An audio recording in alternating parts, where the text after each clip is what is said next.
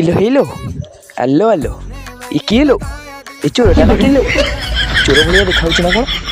ଆଲୋ ଆଲୋ ଆମେ ଆଜି ବୁଲିବା ପାଇଁ ଆସିଥିଲୁ ଦଶରଥପୁର ବସ୍ ଷ୍ଟାମ୍ପ ମଙ୍ଗଳପୁରରେ। ଏବେ ଦେଖନ୍ତୁ ରିଲ୍ସ କରିବ ବୋଲି ପାଗଳ ହେଇକି ଆସିଛି ଦଶରଥପୁରକୁ। ଆଲୋ ଆଲୋ ଆସ ଆମେ ଟିକେ ବୁଲିଯିବା। ଏ ଦେଖନ୍ତୁ ଏଠି କେତେ ସବୁ ସୁନ୍ଦର ଜାଗା ହୋଇଛି। ଆଲୋ ଆଲୋ ଆସ ଆସ ଦେଖିବ ଆସ। ଏଇଲୋ ଏଠି ସବୁ ସପ୍ ଦୋକାନ ହେଇଛି। ଯିଏ ସବୁ ଜିନିଷ କିଣିବ ହେଇ ଦେଖନ୍ତୁ ଗୋଟେ ମହିଳା ବସ୍ ଥୁଆ ହେଇଛି।